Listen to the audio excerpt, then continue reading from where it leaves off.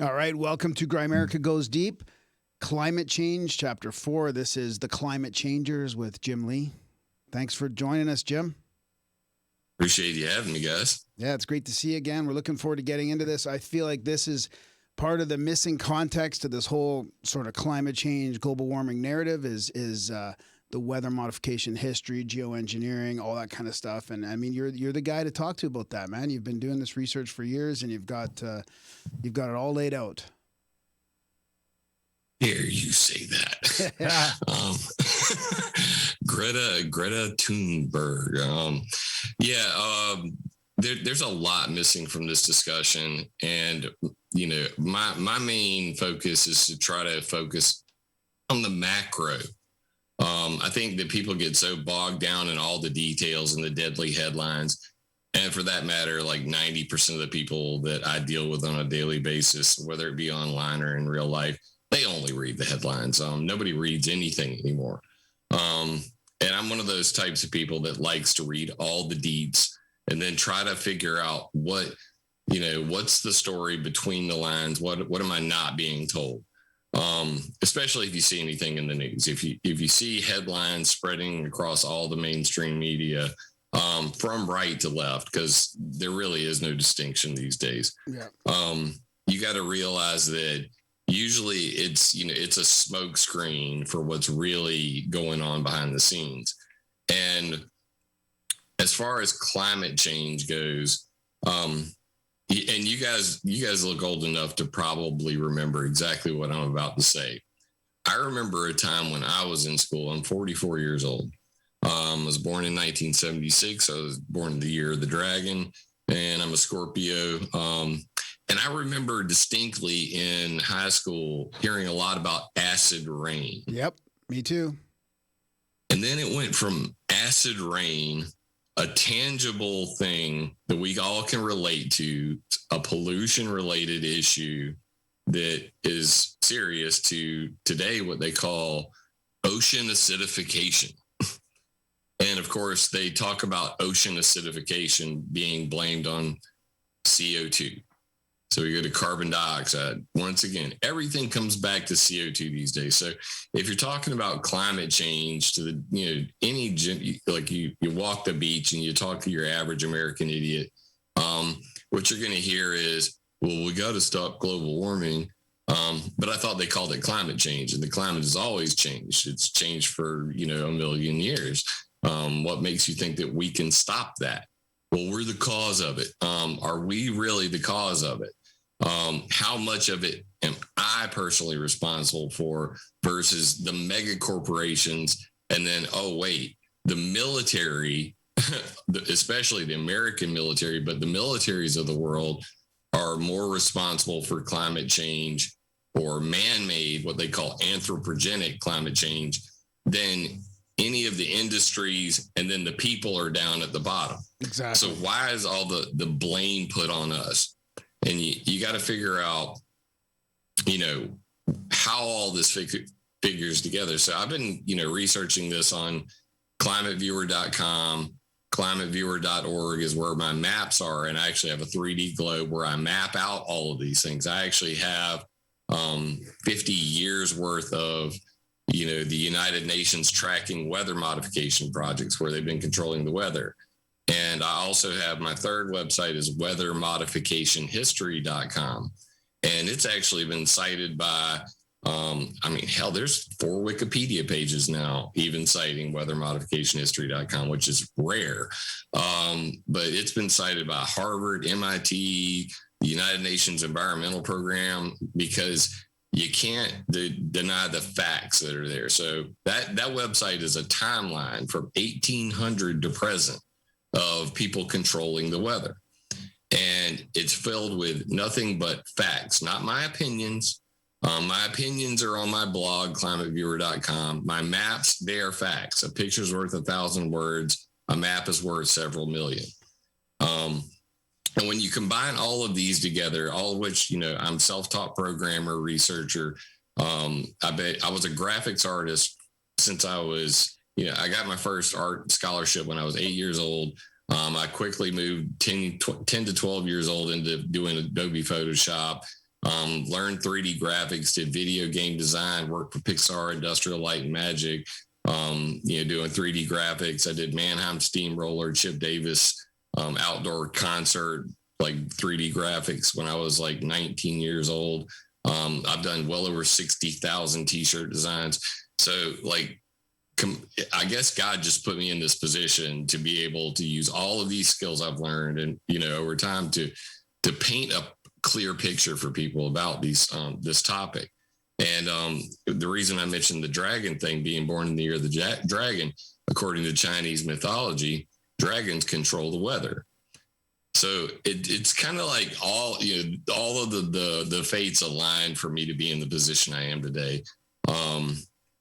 And what I see as the tie that binds when it comes to the climate change agenda, whether it be COP21, the Paris Accord, the Paris Climate Agreement, as they like to put it, Agenda 21, Agenda 2030 coming out of the United Nations, the common denominator in all of this is something called technocracy.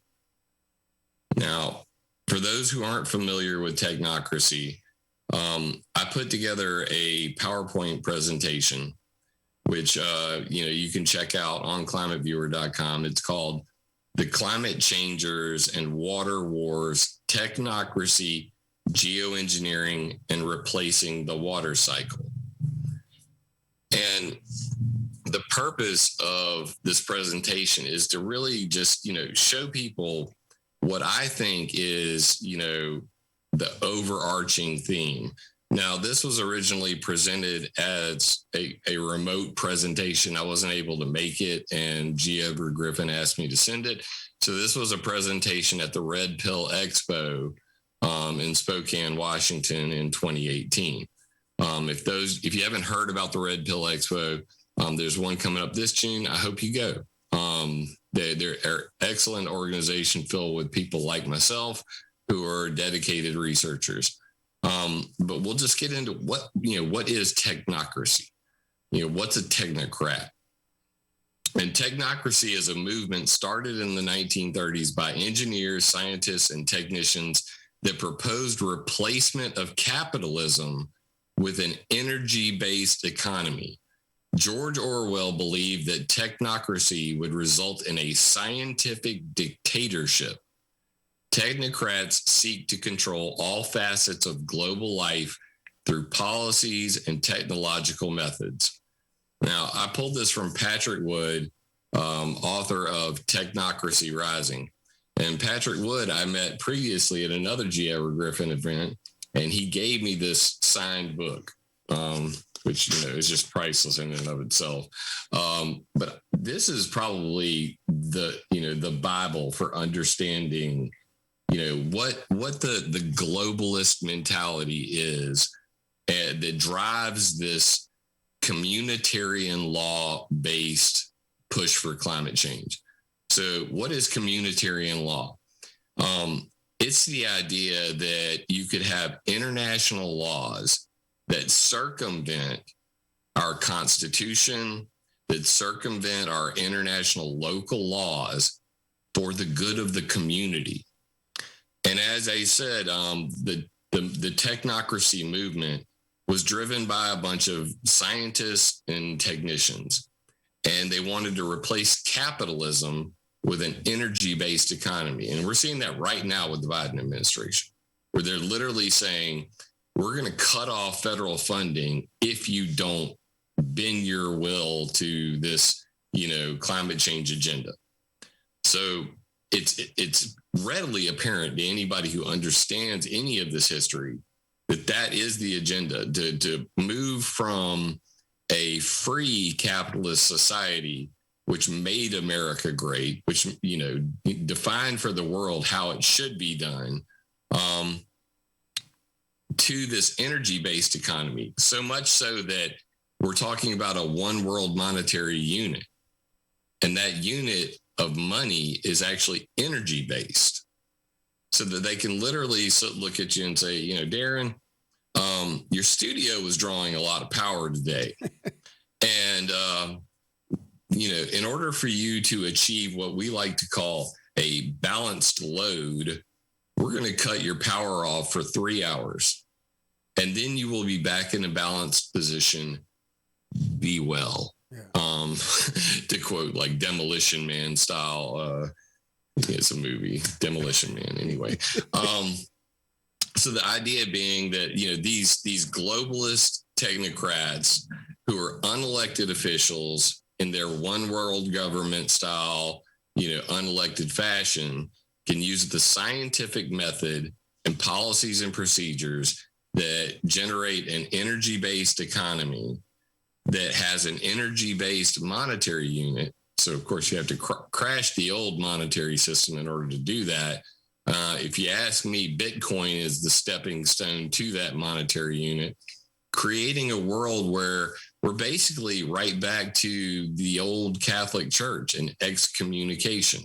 They call it cancel culture, but imagine a world where, you step out of line, and because there's only one monetary unit worldwide and it's digital, and you fall out of good graces with your one world government technocrats, that you could literally walk into a Taco Bell and swipe your card and they say you have no money. And it could be that quick. You have been excommunicated. I don't know what your thoughts on that are, but well, it's very interesting. I mean, you talk about the macro view of this, but your macro view is not just a philosophy, or it's just any sort of vague idea of what's happening. I mean, you base it on detailed documents and evidence. Your whole thing is made from a bunch of evidence, which I think I don't want people to misunderstand, like that this isn't just a philosophy, right? No, I don't deal in conspiracy theories. The thing I like to call it is a conspiracy fact. So what I do is, I grew up, gamer, graphics artist. And, when I got into this movement, I would say I was more of a conspiracy theorist. When I started first following things like HARP, following weather control, I was more inclined to believe damn near anything. And then I got, into the whole debate about chemtrails. And boy, did that open a can of worms. But it culminated in 2010 with this comet named Elenin. And apparently this comet was going to come between the Earth and the sun, and a solar kill shot was going to destroy all life on Earth. And I believe this shit hook, line, and sinker. I scared my family. I talked about moving out to the mountains with a bunch of other fellow YouTubers who were also believing the hype. And it was because they mixed a little bit of science with their bullshit. And from that experience, what I learned was that they were using the music of the spheres, the musica universalis. These are old terms, dating back to the Babylonian Sumerians, moving towards the Renaissance period with musica universalis. But it's this idea that celestial bodies can interact with each other and cause effects on Earth, like earthquakes. So they were saying this comet was going to cause earthquakes. Here's the evidence. Here's the earthquakes it caused. So a little bit of truth mixed with some bullshit creates fear, uncertainty, and doubt. Fear porn. And that's what we have with climate change as well. It's FUD. FUD is fear, uncertainty, and doubt. And that's how they motivate everybody from COVID-19 to climate change. You create a computer model. I just recently did a video about this on my YouTube channel. You can find me on YouTube, Jim Lee Climate Viewer, called COVID-19 and Climate Change Models, Tools of Control. And the similarity between climate change and COVID-19 is that you have these technocrats, experts, scientific experts. I mean, now, of course, their opinions change on a whim, but they generate these computer models, these simulations of reality. In COVID-19, they said 2 million people are going to die from COVID-19. They take that to the president. The president goes, oh, shit, we're in trouble. You're an expert. Got to trust you. if I'm wrong and you're right, I could lose my position. So the technocrats exert their power over elected officials through their scientific bullshit and their, they're false models. Yeah. They're these false models. And of course, we all now know in retrospect, and I knew because March 2020, I made a video called COVID-19 fear porn and mass hysteria. And I predicted all this because I saw, history repeats itself, and those who forget the past are doomed to repeat it. So I went ahead and made all my predictions. I was right. I got, of course, the axe hammer dropped on my neck, by many people in the comments going, oh, wait till somebody in your family dies. I'm like, that's not going to happen, but good game. And it was the same idea, the idea that these technocrats can create these illusions of reality and say that it's based in science and force real world policy changes that affect everybody's lives, to where now America looks more like a socialist state, where you can't go in, to dine freely. You can't work a job that they're already handing out a universal payment system through the unemployment, bonuses, to where people don't even want to work. They just rather get a check from the government. And that's one example. Well, climate change is the exact same thing, except it's even worse. Now, if you go and check your weather predictions for next week, and then take a picture of it, and then wait for next week and watch how much that changes, that tells you how little we know about the climate. And then you go, just weather. And climate is weather over long periods of time. Global temperature being the main factor they like to focus on. But what we don't realize about weather, when they're going every single time there's some kind of severe weather event, they blame it on climate change. They blame it on you. They say your CO2 emissions, not the fact that one boat carrying a load of plastic bullshit from China to America to fill a Walmart, because you can't find anything in a Walmart that isn't made in China.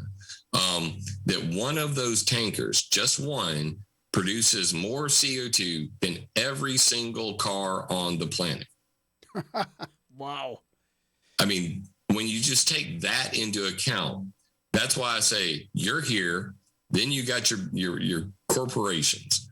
And especially in this globalist environment, when we have these international shipping tankers creating more CO2 than every car on the planet, just one, and there are hundreds, if not thousands of these crossing the Pacific every day, they create ship tracks. These are chemtrails granddaddy.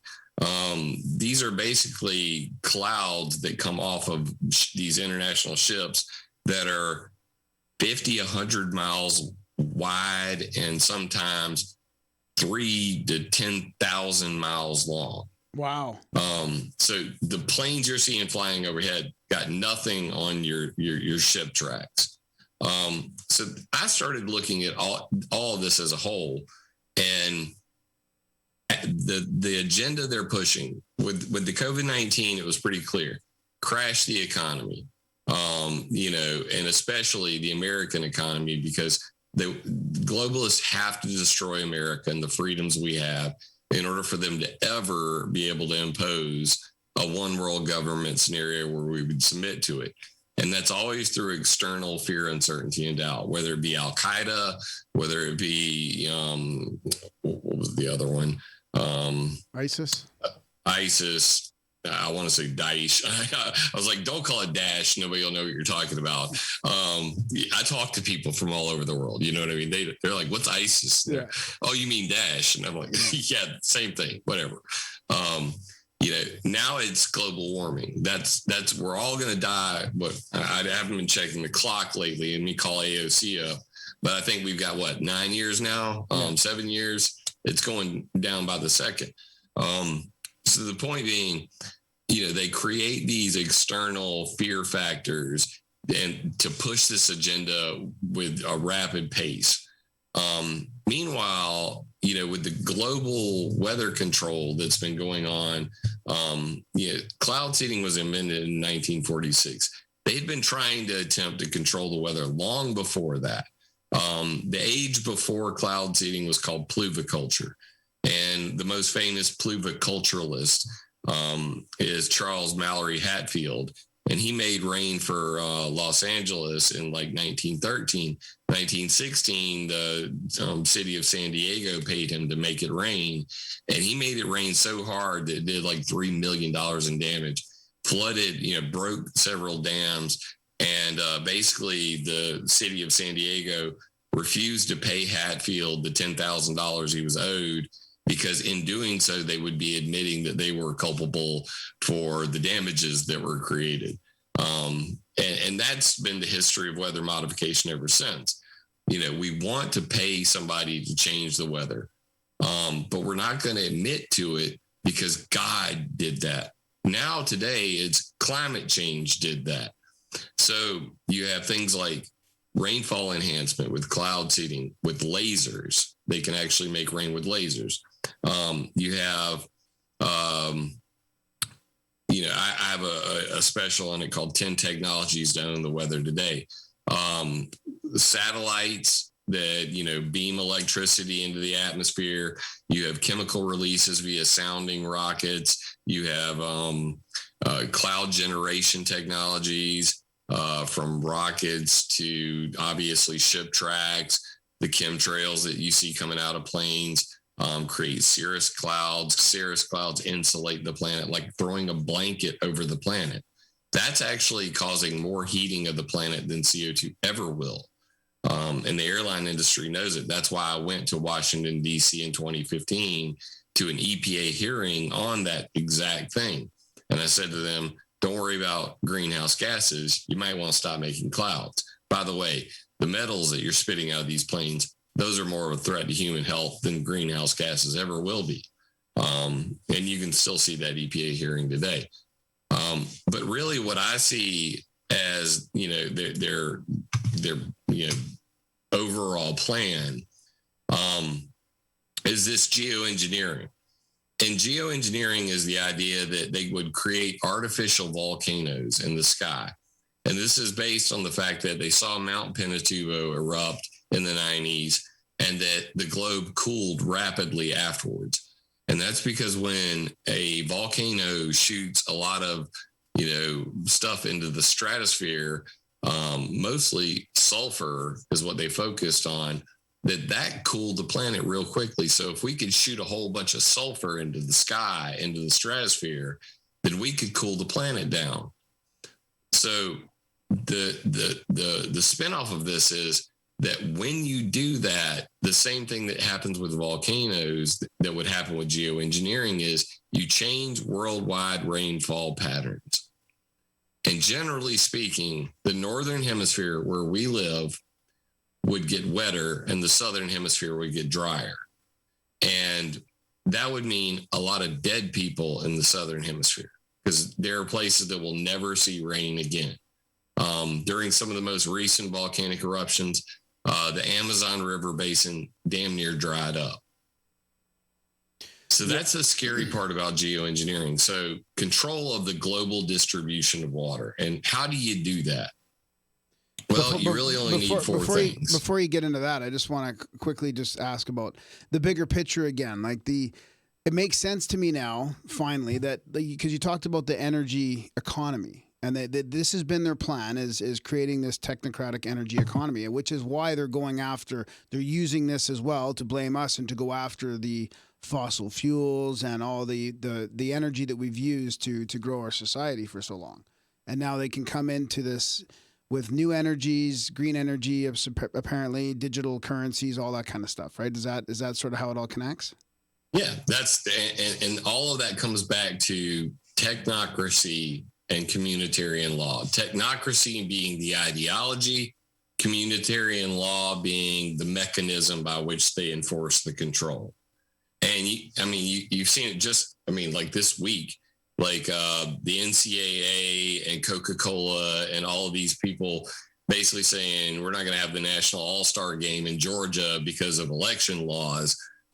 where there's this gang on cancel culture that's controlled, through, cutting off monetary funding if you don't believe in the ideology. Yeah, right.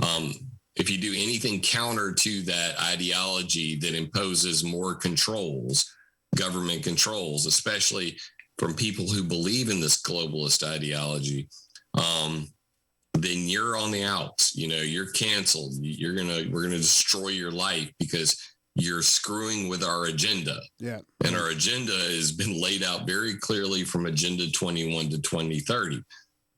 So it's all connected. Yeah. Yeah. I mean, it's right there for you to read. What I'm going to do is just rapidly let's go through that now. Sorry to interrupt you there, but I just wanted to sort of wrap that big picture stuff up.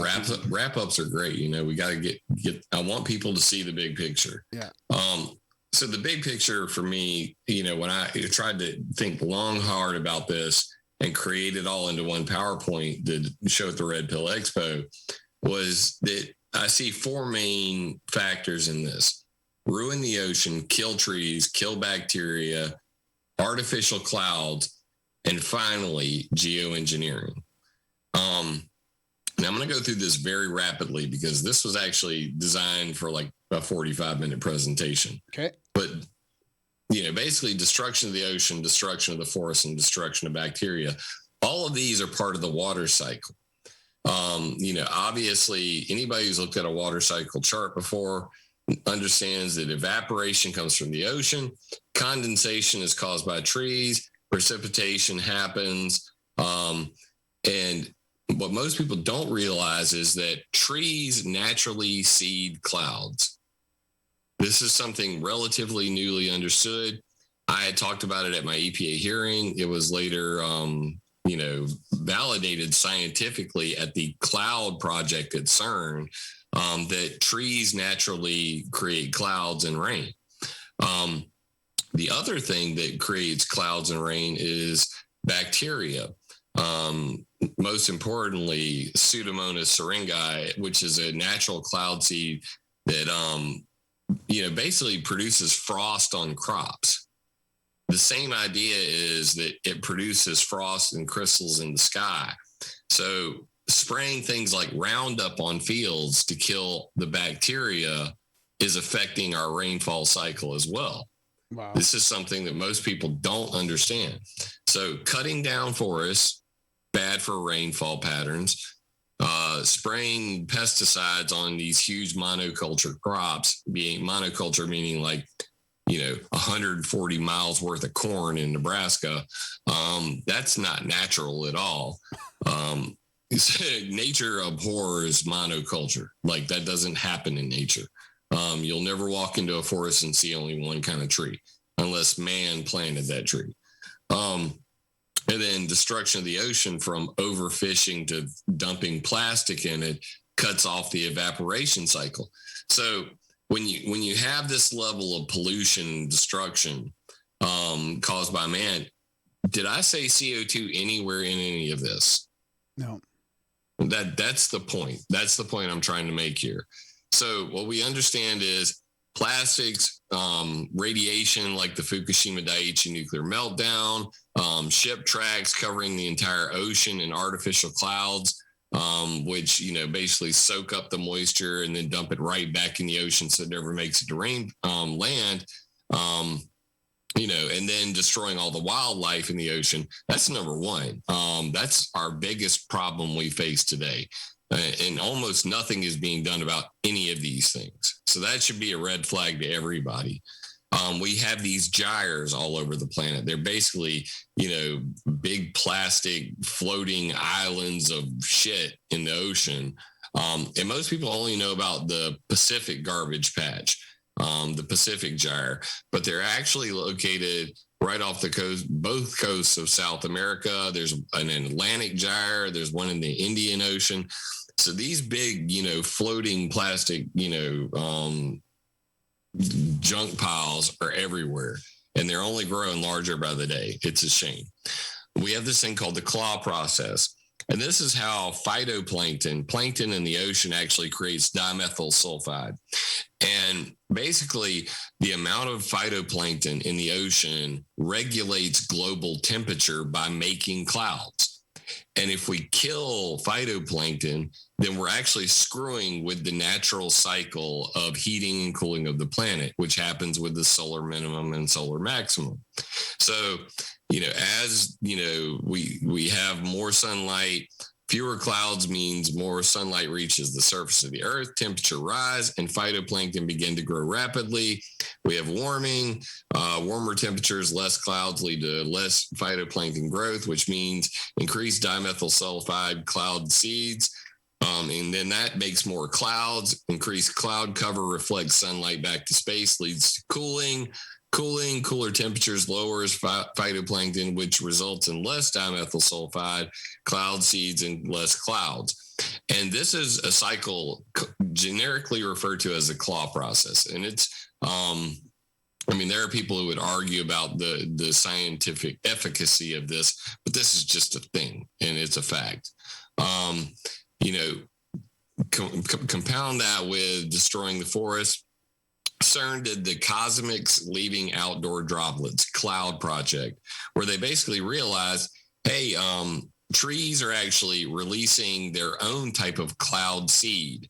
And by cloud seed, I mean a speck of dust or some kind of, trace element that water can condense on, form a cloud, and eventually fall on the ground as rain. That's what a cloud seed is. So by destroying the forest, the people that did the cloud project realized the results not only point to a cloudier past, but indicate a potentially cooler future.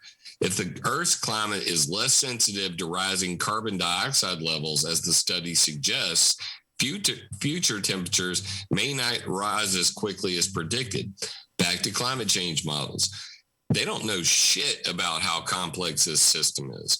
And when you realize that all the climate models assume that, in the industrial age, that before that, there were actually less trees than the trees had less of an effect than they do today.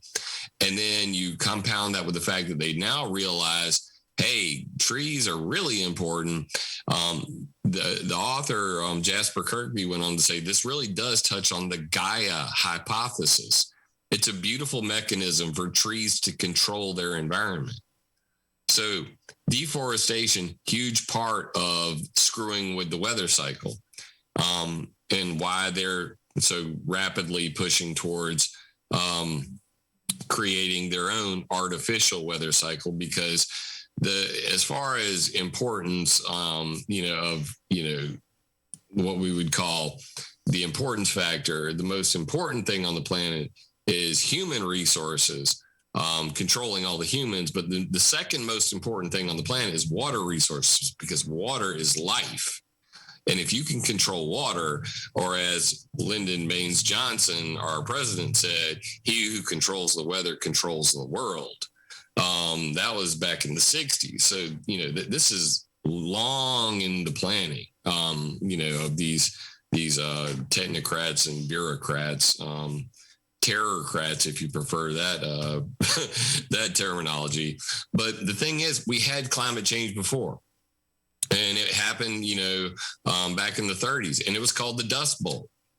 That's the worst climate change this world has ever seen, especially in the United States. And what did we do to fix climate change 1.0, which was what I like to call it? They called it the Great Plains Shelter Belt. We planted 220 million trees. It was called the Great Plains Shelter Belt, and you can see it on the far right of the screen. The black areas are where we planted the trees, and we basically created large windbreaks to stop soil erosion so that we could slow down this climate change. And it was part of what was called the Soil Erosion Service and the U.S. Prairie States Forestry Program. And it represents the largest and most focused effort of the U.S. government to address an environmental problem to date. So we fixed climate change in the past by planting trees. And then you have these people that, are proponents of geoengineering that talk about global warming, saying it's too late to plant trees. Right. Yeah. It's insane. It's pure insanity. And then destroy bacteria. We got into that. Back in the day, this is a friend of mine from MIT University, Dr. Rick Shankman. He put out an article called Genetically Modified Weather, the Tale of Frostban Synthetic Bacteria. And it was also known as ice minus Pseudomonas. And it was trademarked as Frostban in January 1986. And they allege that one-celled organism can cause more death and destruction than all the wars we've ever fought. Basically they allege that this genetically modified bacteria may decrease rainfall.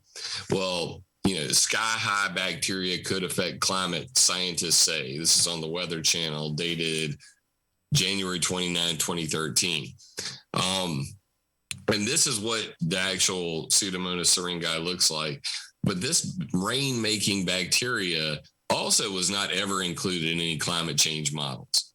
So there's, your third part of how complicated the climate and weather is that's not understood well, just becoming, understood science and being recognized, but still not included in these IPCC or International Panel on Climate Change, UN reports. And that's a problem. And then we have the problem of accidental geoengineering. And this is a shot from Climate Viewer 3D, which is climateviewer.org, my 3D map. You can bring up the satellite imagery for every day all the way back to like 2002. And you can see these very long lines in here. And these are the ship tracks. And all of this creates what's called marine stratocumulus. And these clouds basically blanket the entire Pacific Ocean. If you go and you look right here at the coast of California, suddenly there's no clouds at all. Because if you overseed the sky with artificial clouds, artificial cloud seeds, you basically make it to where the water droplets are too small to ever fall. And that's what we're doing with the ocean. We have all of the plastic in the upper layers of the ocean, which are cutting off evaporation. What water does evaporate gets soaked up by all of the chemical soup coming from these super tankers. And then by the time it makes it to America, clear shot of it right over here is California, and not a single cloud in the sky, so no rain to drop. Picture's worth 1,000 words. Yeah. Artificial clouds. These are two articles. I'll just read the headlines. We're about to kill a massive accidental experiment in reducing global warming. MIT Technology Review. Those are ship tracks. You can see them very clearly, all the little lines, all the marine stratocumulus on the left. And then on the other side, airplane contrails may be creating accidental geoengineering. So they don't want to call what everybody online is complaining about geoengineering. It is geoengineering. It has been going on for well over 60 years, but it's an uncontrolled experiment. What they want is legal geoengineering, controlled by the technocrats. So whereas they've been artificially controlling the rainfall and the temperature of the planet through artificial clouds, which is my overarching artificial, clearly means not made by nature. So I talk about artificial clouds, and I even have like a hashtag cirrus clouds matter. I think you get the joke. Yeah. So the cirrus clouds matter is the idea that, planes making cirrus clouds are more of a threat to global climate, global rainfall, global temperature than any of the greenhouse gases they're talking about. But if you read these IPCC reports, they're downplayed significantly. And that's ridiculous. But here's a real good shot of what ship tracks looks like. And they're caused mainly by bunker fuel. And bunker fuel is the dirtiest possible fuel that you could put into a ship. It's diesel fuel but it's the lowest grade diesel fuel possible, which means it has the highest sulfur output. There are real strict sulfur regulations on trucks. If you talk to any trucker, I'm sure you can find one today, and you ask them about, the regulations on sulfur emissions and how they change their fuel and everything, you're going to get a very aggravated trucker real quickly, especially if they've been doing this for 20 years, telling you about how pissed off they are about it. So these ship tracks start at the sea level, then coming from directly from the ship, and then they go up into the atmosphere and start forming these clouds? Yeah, and then they just fan out. And as you can see on the left-hand side of the screen, it's closer to this is Japan and China. Right. And then or actually these are coming, these are headed back to China, as you can see in this direction, because the ship is actually at the skinny end. Yeah. And then as it's been in the atmosphere for a longer and longer period, they just fan out and get wider. So you can see the scale down here. This is 100 kilometers. So these are like 20, 30 kilometers wide. Wow. So that 100, okay, I see. Yeah. Yeah. And I mean, if that's 100 kilometers right there, that's 100, 200, 300, 400, 500. This is 3,000 kilometers long at the minimum. And then they just all kind of merge together in one big soup, because that's the way it works. Eventually it all just spreads out. A gas expands to fill a volume. So that's the problem with that. And then, of course, we have this. I interviewed the head of the Federal Aviation Climate Change Research Initiative, ACRI, Dr. Rangasai Halthori, on this. And the one line that I got out of him that really freaked me out was, well, what's up with these clouds? What's the plan? Because you guys are using biofuels. Most people have probably heard about Bill Gates being the biggest farmer in the world lately. Yep. And that he's buying up farmland. Well, Bill Gates is buying up farmland to grow biofuels. And biofuels, since the EPA hearing I went to, are the solution that the United States, China, Russia, and the European Union agreed to, along with the ICAO, which is the International Civil Aviation Organization.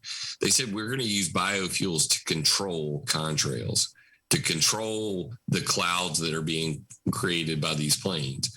And Dr. Rangasai Halthori, the head of the FAA, said, we would like to have more contrail-induced cirrus clouds during the day and none during the night. And why is that? The reason why is because during the day, the clouds they create actually cool the planet. But at nighttime, the heat that's trapped at the ground level should escape back into space. But it can't. That's long wave radiation. And it's trapped by water vapor.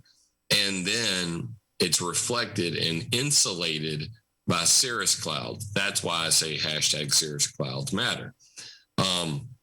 So the idea is create clouds all day long, chemtrails, contrails, plane farts. I don't care what you call them. That's what, that's my saying for this. Me and my daughter, we call them plane farts.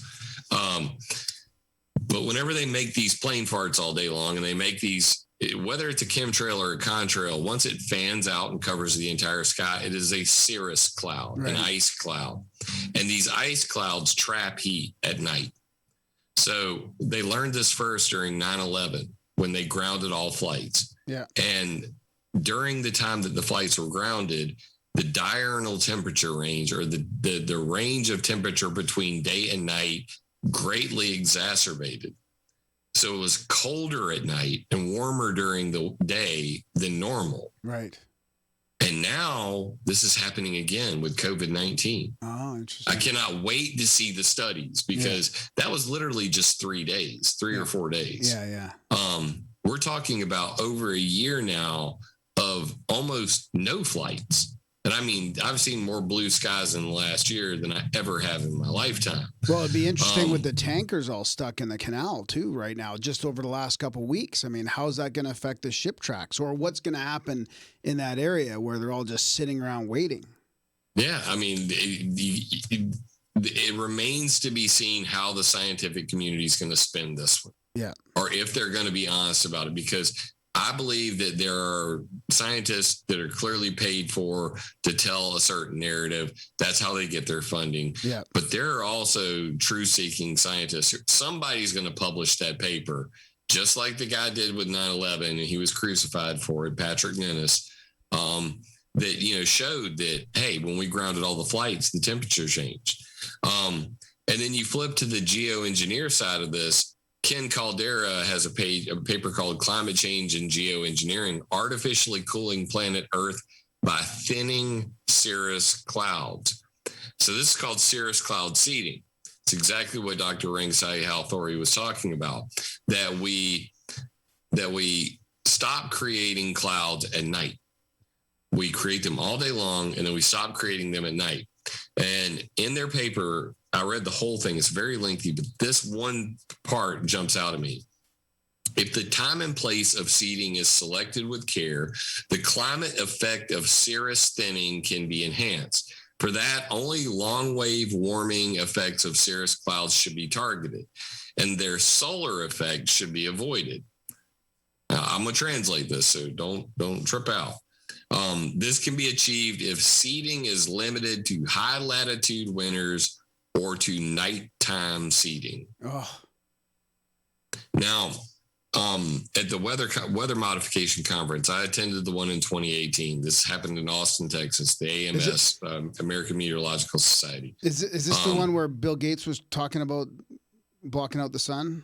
Bill Gates is funding the ScopeX program with David Keith. They were originally going to float a balloon in Arizona. This is in 2018. Yeah. It's now going on in Sweden. Yeah, right.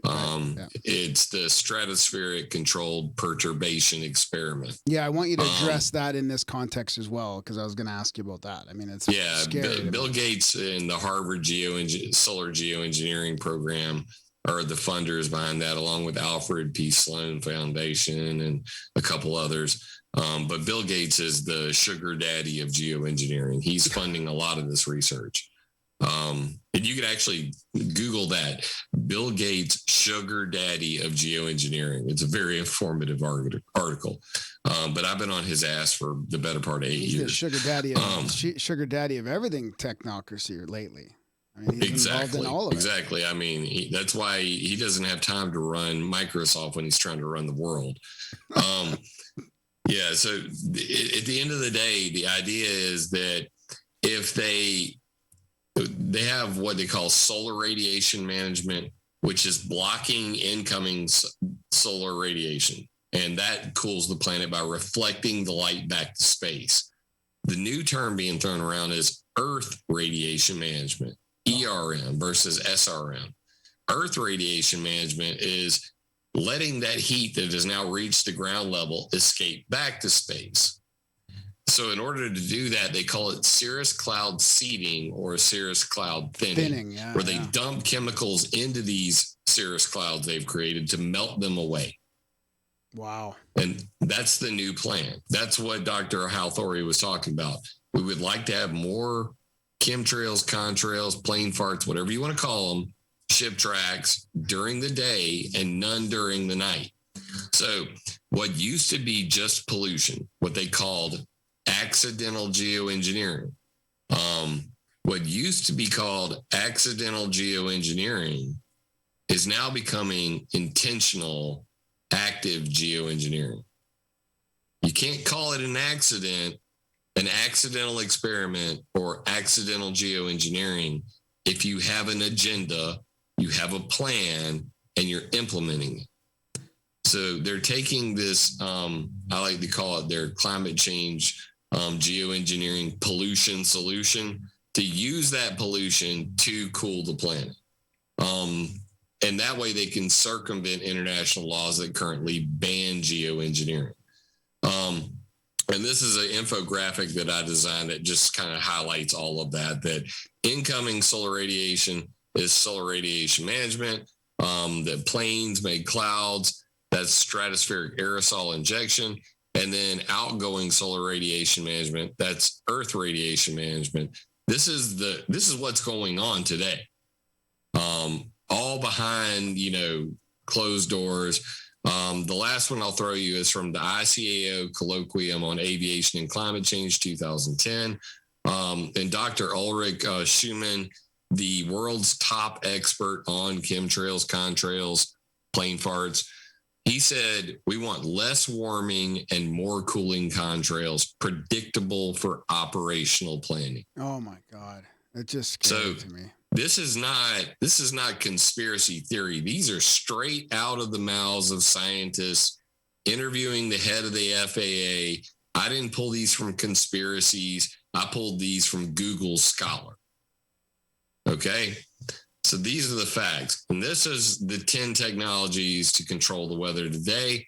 Like I show, ionospheric heaters, sounding rockets, satellites, lasers, cloud seeding, cloud ionization, stratospheric aerosol injection, which we just went over, the artificial clouds with ship tracks, contrail-induced cirrus, and water vapor pollution. So this is how they're artificially changing the weather every single day and have been for the last 50 years. And meanwhile, blaming everything you see, every severe weather event on us, on climate change, on CO2. Yeah, and then on us. Yeah. Good. Yeah, on us and our SUVs. I mean, it all comes back to blaming it on climate change so they can blame us. Do you think this is where some of the like anti-nuke stuff comes from too? Because if all those container, like, I mean, the planes, I don't know where the tech's at, but I feel like those container ships could be nuclear for sure. I mean, they certainly could be. And, barring any kind of accident, which are extremely rare because, I mean, we've got aircraft carriers that have been running on nuclear reactors forever. Of course, you got to deal with the nuclear waste, but at least they're not changing the frickin' weather planet wide on a daily basis. So, yeah, I agree with you that nuclear certainly has a role to play. And I'm just going to say this for the record, there are alternatives to plutonium and uranium-based nuclear. I mean, they have the thorium reactor, which produces non-radioactive waste, but it's being shut down because you can't make nuclear warheads and depleted uranium rounds for the military if you don't have nuclear reactors producing radioactive waste. Yeah. So we could have nuclear energy that is safe.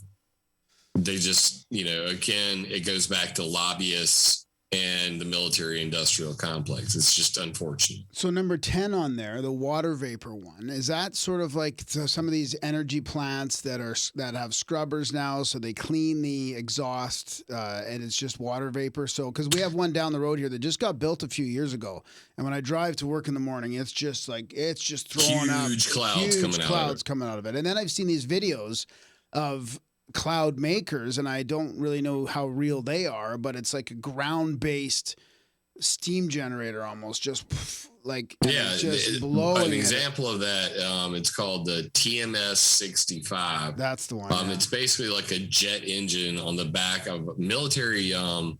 The Russian military has the TMS 65, which is a jet engine that's on the back of a truck, and they say that they're used for decontamination during chemical warfare. And you can actually see video of these things blowing massive amounts of water vapor and making clouds while a convoy of, military tanks drives through the clouds. And that's to wash off any, like anthrax or stuff like that. But the same technology that's used for that can make clouds that can cover an entire state. You got the NASA J2X rocket engines, which I believe are tested in Alabama. I'm trying to, Menace Air Force Base, I think it is. But it's called the J2X Doghouse rocket. And the BBC actually did one on a video short on it. Rocket makes clouds. You have the nuclear, what they call wet surface air coolers, the big cone you see coming up. Those create clouds that are miles long. But the number one that most people never think about is coal factories. When they have these coal factories and they have these scrubbers, they're still creating these massive plumes of clouds. And what happens is you'll actually see, and there's a colleague of mine, Weather War 101, who used to show these daily on his YouTube channel, where a storm front comes through, which is filled with dust, bacteria, viruses, mold, spores. And when they hit this column of water vapor, suddenly you have these massive plumes of clouds that just seem to spring out of nowhere. Well, the water vapor was there the whole time. All they needed was something to stick to. That's what a cloud seed is. So that's what you're seeing in these videos, is massive cloud creation from water vapor pollution. Water vapor pollution is a thing. Most people would have never even thought that that's even a thing. But it's another factor in climate change and changing the weather that most people would never think about. Now, that's specifically why the conference that I went to is called the 21st Conference on Planned and Inadvertent Weather Modification. Planned being, we're going to go pay somebody to do cloud seeding. They're going to go out and fly a plane and burn silver iodide flares, or they're going to do ground-based cloud seeding generators. They were invented by Irving P. Crick in 1949, and it's basically a propane tank on the ground, usually on the western side of like the Rocky Mountains, something like that. And they do what's called orographic cloud seeding. They basically use the updraft, the wind that's going to blow up the mountain, to carry these chemicals up into the clouds, and then do snowpack augmentation. So they're creating artificial snow all across the Rocky Mountains.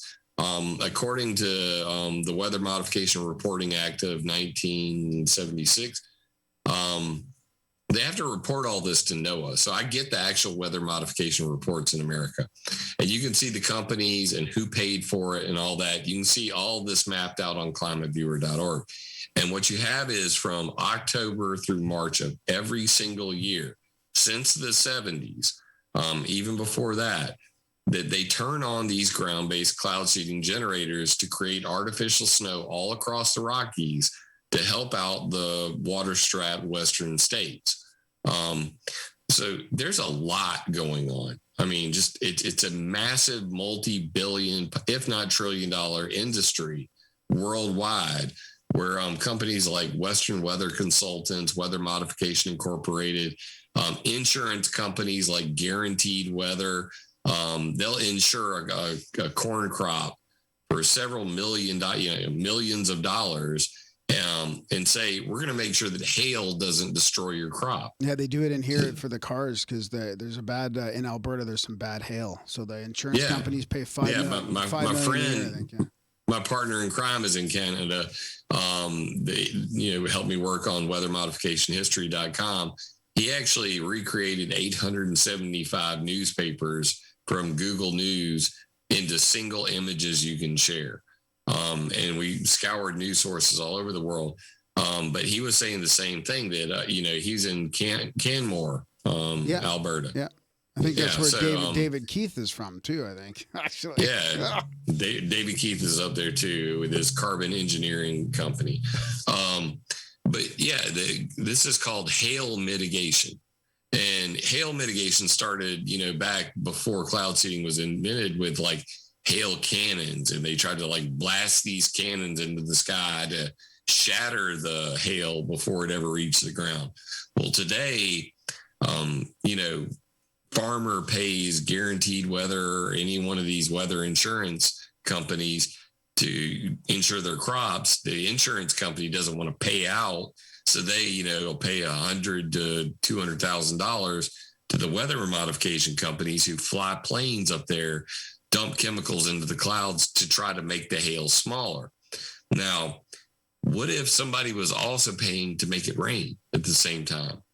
What if you made the hail smaller here, but then you put so much chemicals in the air that later on the East Coast constantly gets flooded? Or we get baseball size, softball size hail on the eastern part of North America. That happens every single day, every single winter. And most people don't understand the upstream effects versus the downstream effects. Yeah, and there's millions of acres of modification happening in China and Russia, in the past years. So what kind of downstream effects is that having when you're doing that much seeding?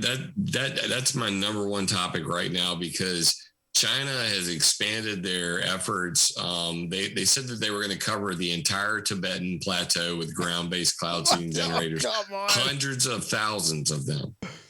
This was in 2018. They've now expanded that to 5.5 million square miles. No way. Of cloud seeding generators. They're also doing the Tiani project, which translates to Sky River project, where they're going to use satellites to divert atmospheric rivers. So after they create all this rainfall, then use microwave beams in space from satellites to steer that weather to wherever they want it to fall. Now, if you look at what just happened in February, the Three Gorges River Dam on the Yangtze River burst. It burst. They literally had flooding June through December of last year, record level flooding all across China. So, yeah, they're doing a great job. I know. How do they think that they can really control all this? I mean, this is what blows my mind, is that these scientists think that they're actually going to, like Bill Gates wants to go up there and starts, cooling the planet down. Like, what the fuck are they thinking? That's the thing. And I had an article on climateviewer.com called Gambling with Your Weather. And what it comes down to is they've never been able to prove the scientific efficacy of cloud seeding since 1946. And the National Academy of Sciences in 2003 came out with a statement that basically reads like this. It says, our position is relatively the same as it was 60 years ago, that large-scale weather modification projects should not be attempted because they cannot be scientifically validated. Can you change the weather? For certain. Do you know what's going to happen? Absolutely not. So in debating Ken Caldera and David Keith on Ken Caldera's geoengineering group, it's a scientist-only group, but somehow they let me in the door. Big mistake. So I says to them, guys, they've been doing cloud seeding for 60 years, and they can't prove that it's scientifically efficable, that there's any proof that they can control what's going to happen. So how the hell do you suppose you're going to do cloud seeding on a worldwide basis with geoengineering and ever be able to prove the science of that? The very next year, they came out with what's called the Wyoming Weather Modification Pilot Program. It's a $10 million federally funded, let's go prove cloud seeding works. But they know it works. It's just how do you prove the downstream effects? Prove the results. Tell me, science is easily reproducible by other people. So if you can say you're going to have expected result and other people reproduce it, that's when you have science you can build on. So they wanted to prove beyond a shadow of doubt they knew what the hell they were doing. They failed miserably. They say that they were able to, and this was over the course of more than a year and $10 million in federal, the best scientific equipment and people all watching. They did the ground-based cloud seeding generators and planes. And what they came up with was a 2.5% increase in rainfall with a 75% chance that this all happened naturally, that nature actually just did this. So they said no scientist would accept that level of uncertainty. So once again, they failed. They have not ever been able to prove there's real science that is controllable because they don't understand all the factors. The weather is too chaotic. When they don't understand how trees affect the weather, when they don't understand how bacteria like Pseudomonas affects the weather, when they don't understand how plane farts and ship tracks and plastic in the ocean, there are so many factors galactic cosmic rays, what the solar cycle is right now, what the current ionospheric conditions are. There are so many factors that control what the weather is going to be like, that during Desert Storm and Desert Shield, I think it was somewhere around 60% of the sorties where they were going to fly planes out had to be canceled because the military couldn't accurately predict the weather tomorrow. And they should have the best tech to do that. And they got the best tech on the planet. There's no meteorologist on the planet who can predict what the cloud cover is going to be like 3 days from now, let alone tomorrow. I mean, you know how many times I've looked at 7 different weather sources and told my wife, my best guess is it's going to be this based on all of these different sources I checked. And then shit, it didn't rain the entire day. You know, they were saying 60% chance of rain, 70% chance of rain, no rain. So they never have a clue.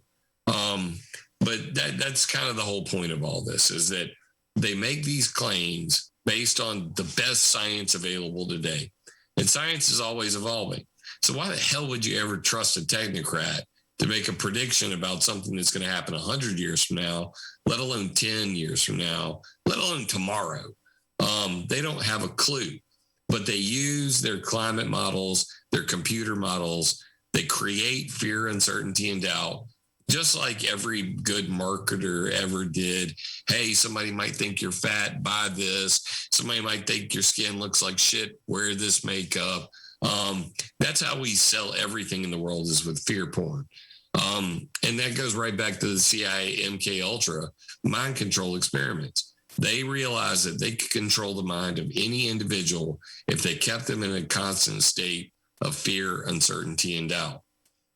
So that's why on climateviewer.com, I talk about the 3 Ps: pollution, privacy, and propaganda.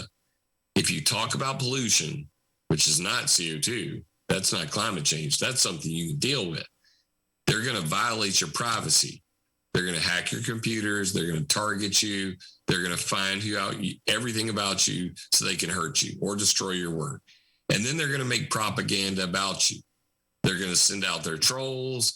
They're going to destroy you in the media if you're big enough. They're doing character assassination.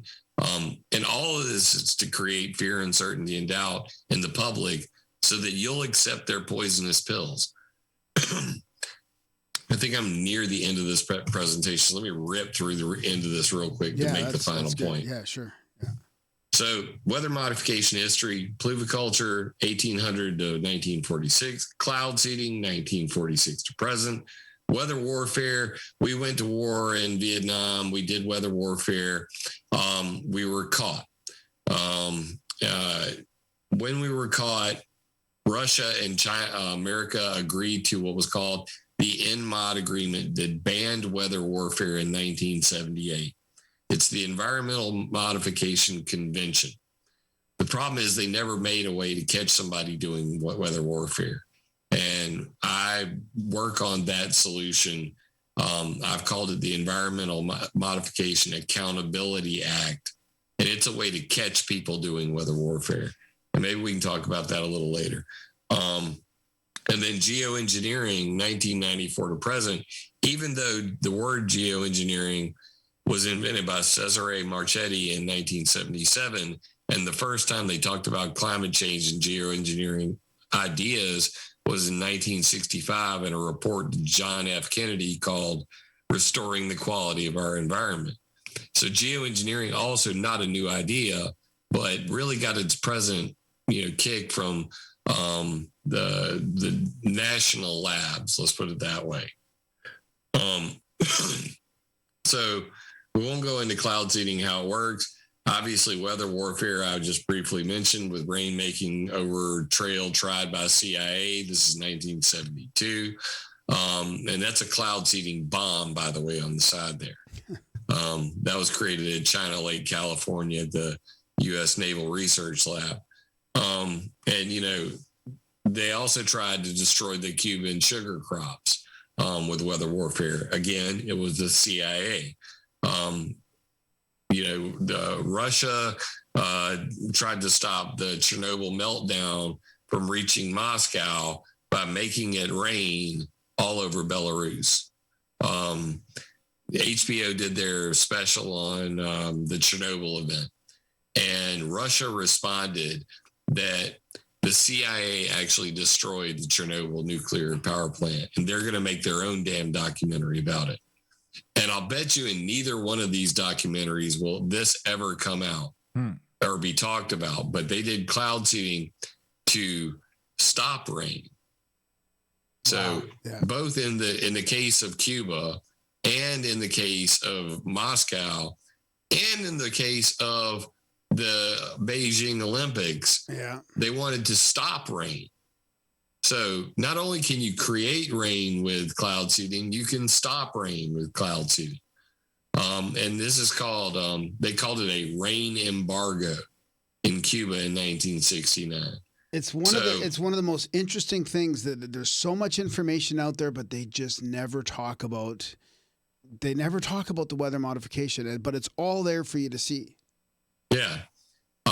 Just recently, an Iranian brigadier general said, Israel stole our clouds. You can't make this stuff up. Muammar Ahmadinejad, on 3 separate occasions, said that European states and countries were stealing the rainfall from Iran. At one point, it literally hit over 150 degrees in Iran. And that's because, just like we talk about with, the Pacific Ocean, like we talk about with the Rocky Mountains, that if you overseed the sky and you steal all the rain, there's not enough water vapor left for the people downstream, or there's too much left for the people downstream. You could either end up with drought or floods, depending on how much chemicals you put into the sky. And here they're literally claiming that people are stealing the clouds that are actually going to, they said Israel and surrounding countries. The United Arab Emirates right now is the hottest place on earth for weather modification because Dubai's got a ton of money and they really wanted to rain in the desert. So they're spending a lot on that. Anyway, this is the Iran thing. So this takes us to pretty much what I consider the final slide. So what is this all about? And this comes from UN Assistant Secretary General Janos Pastor. The emissions and climate change that we're causing with that is already a massive experiment on our world, and we don't really know what the outcome of. That goes back to what we talked about with accidental experiment and accidental geoengineering. That pollution that we're already doing is geoengineering the planet, and we don't know what the outcome of that is. He said, so I don't think we should start another set of experiments and go into geoengineering. I think we should get our act together and reduce our emissions. Now, that is a careful play on words, because what you're actually saying there is we should get our act together and work to reduce emissions. What kind of emissions? Exactly. Are we talking about the poisonous ones like black carbon and sulfur and all the things that are, killing the ocean, cutting down the trees, killing the bacteria, the natural frickin' water cycle? Or are we talking about, get our emissions under control by Bill Gates buying up farmland to grow gas to control the weather? So I saw this as like a 4-tier process here. Number 1, call it accidental geoengineering. Begin geoengineering, climate engineering, or cloud intervention using pollution sources that create clouds. Call it an accident. Step 2, geoengineering governance. Write laws to exempt technocrat scientists from legal liability. And that's happening right now. That's one of the biggest arguments on the planet is about geoengineering governments. Who's going to be in control of writing the laws and regulating geoengineering? Until that happens, keep calling it an accident. field experiments. Step 3. Wow, I've got a whole biker gang going by my house right now. I was wondering, is that thunder or? Thunder, feel the thunder, lightning and the thunder.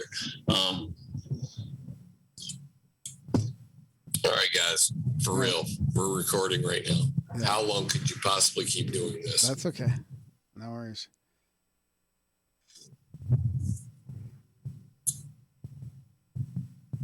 Sounds like freedom to me, though. Yep. At least they're not sitting home being scared. Yeah, I mean, you can't really hate them. Yeah. I mean, every time I hear bikers, I'm going, yeah, that's slightly annoying, but those people are, they've got the right to do it, and God bless America. All right, and God bless the fact that they've finally driven by. So, geoengineering governments write laws to exempt technocrat scientists from legal liability. Happening now. A lot of arguments about that, about the moral, arguments about, David Keith saying, if we dump, as much chemicals as I'd like to in the sky, many tens of thousands of people will die as a direct result of us doing that. And I'm not trying to sweep that under the rug. But regardless, they're going to do it. Step 3, field experiments. Begin testing geoengineering technology. Gauge public response. Now, this is what's happening with what you referred to earlier with Bill Gates. David Keith is doing something called ScopeX. They tried to do it originally in Arizona. It now has been moved to Sweden. They actually were supposed to start the experiments in December of last year. I'm still trying to get the latest news on that. But ScopeX is the stratospheric controlled perturbation experiment. The idea is to float a balloon up into the stratosphere and then spray some chemicals out of it and see how much sunlight they block and how that affects the ozone layer, and just do a little tiny geoengineering experiment. Meanwhile, all the accidental worldwide geoengineering is still going on. And see how the public responds to this. Now, in the past, they tried to do one called the SPICE project. Yeah.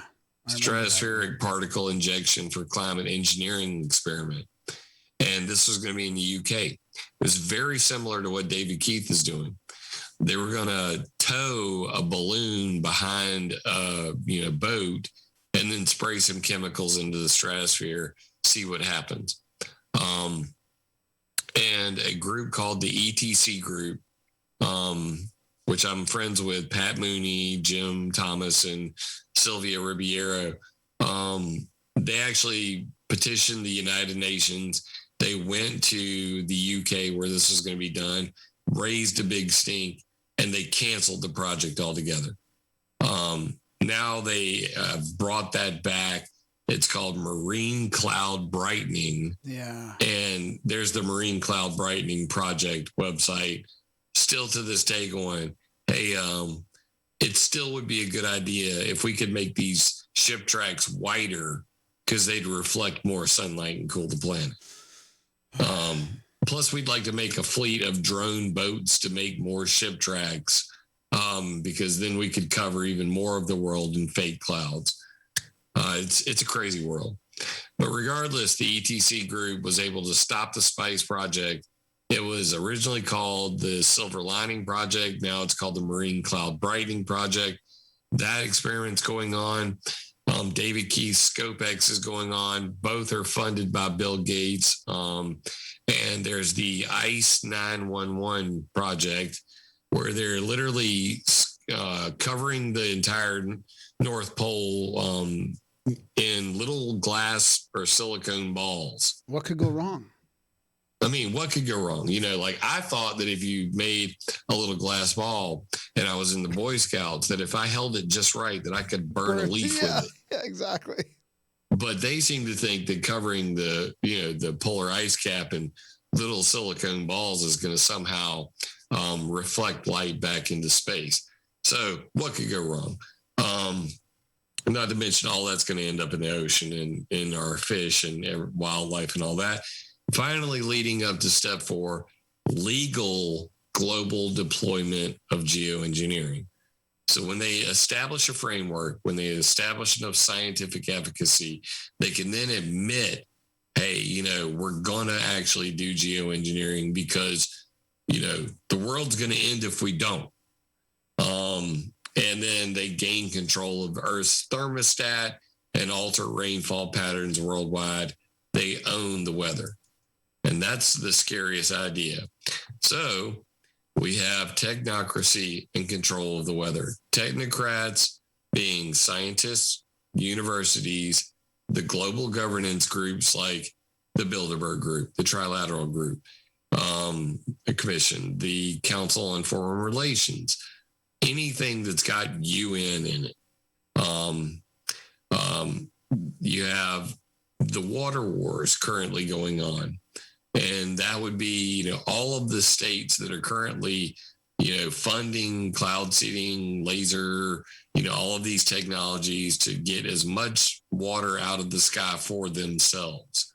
And then you have the military issues, behind this, that the military is one of the largest causes of pollution and climate change, and that they can use this for weather warfare purposes. If they can create, I actually have a Freedom of Information Act request, which you can't make up, where they said, and this explains chemtrails from a military perspective, that why would the military want to create clouds coming out of planes? And you ask any chemtrail conspiracy theorists, and they'll say depopulation, more Magellans or Morgellons, all of these crazy freaking ideas. And then I show them a Freedom of Information Act request from Wright-Patterson Air Force Base at the Air Force Research Lab. And followed up by a PowerPoint presentation that was done at the Weather Modification Test Technology Symposium 1997. Dr. Arnold J. Barnes from the Air Force has a slide in there, and it says, create cirrus clouds.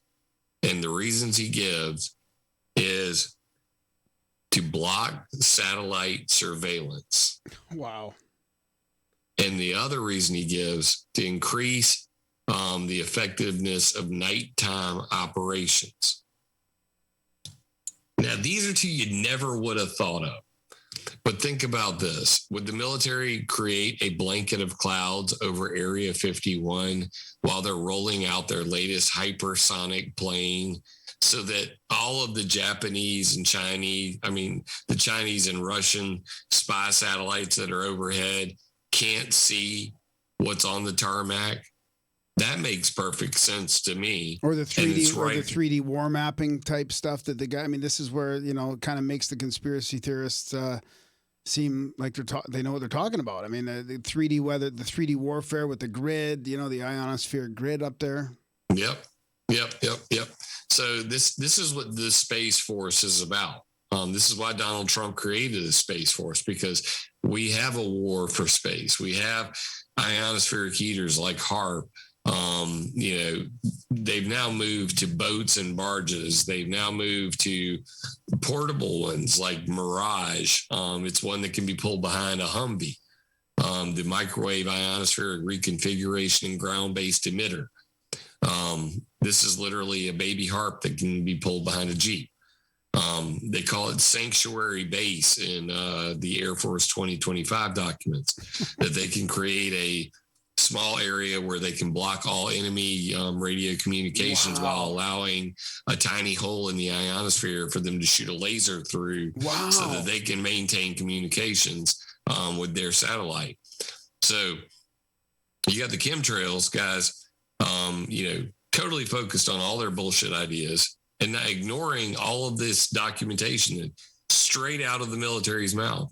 Hey, if we do Desert Storm and the Iraqi Republican Guard doesn't have night vision goggles, and then we go and we make clouds everywhere, then we can block out the moonlight and it's really freaking dark, which makes us twice as effective. Yeah. So, like I said, I look for conspiracy fact, and conspiracies are real. There's always going to be people who are conspiring to do things for their own benefit. They keep their secrets, and weather modification has been the longest running public secret that I can think of. Something that has so much documentation, so much overwhelming evidence that I'm at my mixed martial arts class. I'm talking with a fellow father. My 11-year-old daughter and 4-year-old daughter are now taking MMA also. And he's telling me all this, stuff about the Illuminati and the NWO and all this stuff. And then I say, yeah, well, I talk about weather modification. And he's like, I don't believe that's a thing. And I'm like, I want to literally like freaking backslap this dude. Because how can you talk to me about, Freemasonry and the Jesuits and, Nazi actually was the national this and the Zionist that, and, understand all these things, but you tell me weather modification is not real. So that's the level of, just not understanding the history or anything going on today. So that's why I focus on this. It's my number one passion is to talk about the weather modification, because I see it as the greatest conspiracy that, is right in your face. Yeah, plain sight. It's right. Yeah. It's hidden in plain sight. It's right over your house. Yeah. You can see it with your own eyes, but not believe it. They did the same thing in Russia. They created this situation with the fear, uncertainty, and doubt. And they said that, we could basically take you out in front of these people. And they took this group out there. They shot them all dead. And then they went back and they tested and they said, what do you think about, what did you see? Oh, well, we saw a television production. No, those people were really actually shot to death right in front of your eyes. They did not believe it. And Carl Sagan, this is on every single page of climateviewer.com. And it's my favorite quote. Carl Sagan said, one of the saddest lessons of history is this: if we've been bamboozled long enough, we tend to reject any evidence of the bamboozle. We're no longer interested in finding out the truth. Oh, I love it. Keep going. Sorry. The bamboozle has captured us. It is simply too painful to acknowledge, even to ourselves, that we've been taken. Once you give a charlatan power over you, you almost never get it back. And that pretty much encapsulates everything from grab a liberal, grab a conservative, grab a, Antifa guy, grab a white supremacist, grab anybody who has these hard ingrained ideas. And it's simply too painful to acknowledge to themselves they've been had. Yeah. And you grab a flat earther and you grab a round earther and put them in a room together, there will be blows. Which is why I end every video I do on YouTube with, fight ideas, not people. Yeah. People don't understand how hard it is to give up your hardcore ingrained belief systems to understand that there are other possibilities out there. And for me, the older I grow, the more I realize I don't know shit about shit. Though many people who are going to watch this will clearly say, you clearly know a lot about shit. Every single day, I'm open to the possibility that I was wrong about it all. And that's why I constantly revise the stuff that I'm doing, because I want it to be as accurate as possible. That's why I'm cited over 100 times on Google Scholar by universities and, these government institutions, because I want it to be accurate, because my kids are probably going to be the ones to make a difference in this. I don't expect to be able to change the world today. I hope to. And that's why I've, come up with my solution, the Environmental Modification Accountability Act. You can check it out at climateviewer.com/NMOD. That's ENMOD. And hopefully we can bring some accountability to, this. My contact information is here. Anybody wants to get in touch with me, jim@climateviewer.com. My phone number, my address, all that's right there on my website. So I'm not hard to get in touch with. Anybody wants to support my work, you can hit me up on PayPal or Patreon, paypal.me/climateviewer or patreon.com/climateviewer. That's always greatly appreciated. But I mean, at the end of the day, everything that I do, it's Creative Commons, meaning it's free for you to download. It's non-commercial, meaning you can't sell it, and then share alike, meaning if you share any of the stuff I've created over the last decade, you just have to share it with the same license. You also have to share it. You can't take it and then say, this is my shit. I modified it some, and now, I own it. So what I'm doing is creating a legacy with this information that is an open source library of information and facts, so that one day I hope that it's taught to high schoolers, that, people understand that don't talk to me about climate change if you don't know the history of the climate changers. That's perfect.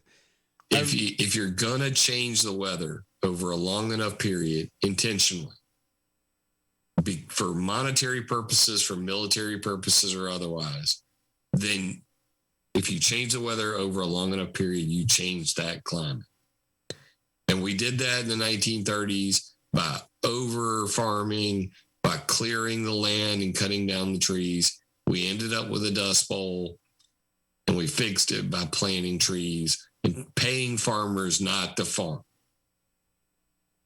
There has to be some practicality, some pragmatic solutions for the pollution problems of the world, for the deforestation, overfishing, these ships, these planes.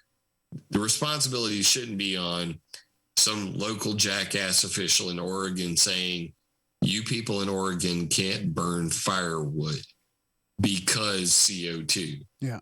I mean, literally everybody should be wearing a shirt that says, bro, do you even science? And that's really where I'm at. There is personal responsibility in this, but it's not because of CO2 and cow farts. It's because if we continue to believe this narrative, this technocratic narrative, and agree to these communitarian laws like the Biden administration did, when Trump came into office, love him or hate him, the first thing he did was cancel the Paris Agreement, the Paris Climate Agreement. The second thing he did was cancel the Trans-Pacific Partnership, which was another big technocratic, money's laundering scheme, all bringing us closer to a one world government run by unelected bureaucrats. And I think that as a rugged individualist, I am neither conservative nor Democrat. I am neither liberal nor Republican. I care about my family. This is my personal government inside these four walls and this yard. And that's where, my local government starts. But we all have to get educated on this topic because the weather affects us all. It doesn't care about your political ideology. It doesn't care about, facts don't care about your feelings. And the weather sure as hell doesn't give a damn whether you're religious or whether you have political leanings. We all should care about this no matter what your background is. And I hope that, by doing things like coming on your show, people can see the big picture. Because once you understand the modus operandi, once you understand the agenda, everything else kind of just makes a little more sense. And that's what I was hoping to bring to the show today.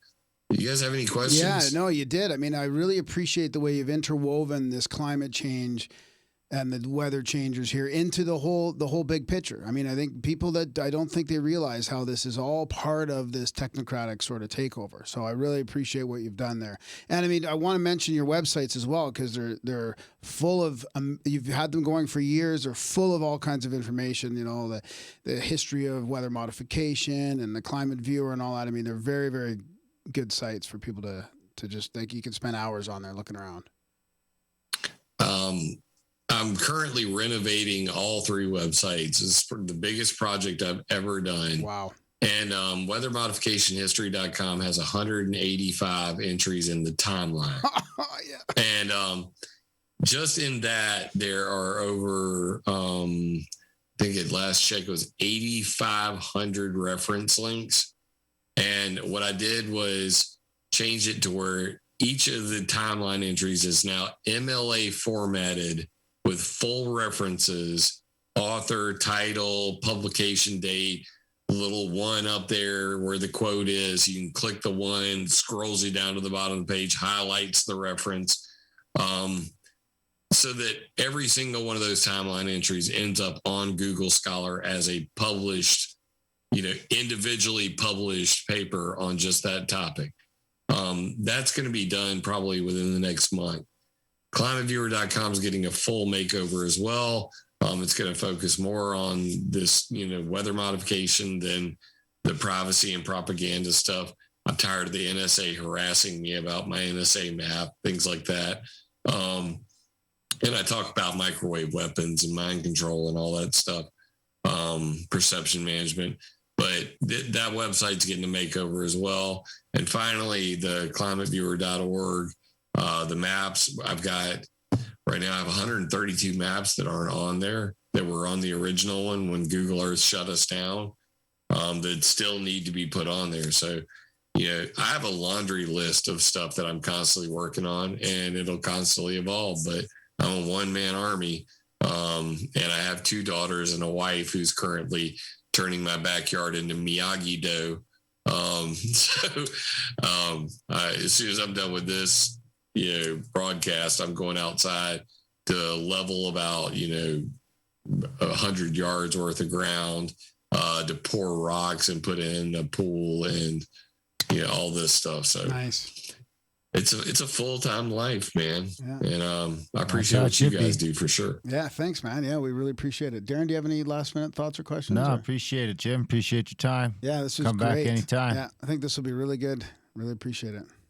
Well, let me know when this thing hits a YouTube. I'll be scanning your channel, and I'll definitely share it out. And I'm going to tell you how popular you guys are.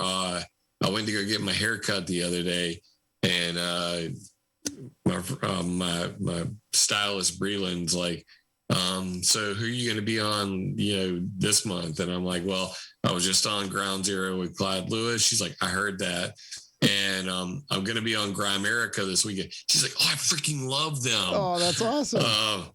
So it's a small world after all, man. Like everybody knows everybody. And my sister-in-law, or my wife's sister, just had somebody at her house, and she's like, what are you doing today? She's like, I've got to leave the house with the kids because Jim's going to be on Grimerica. And she's like, Jim, you mean Jim Lee?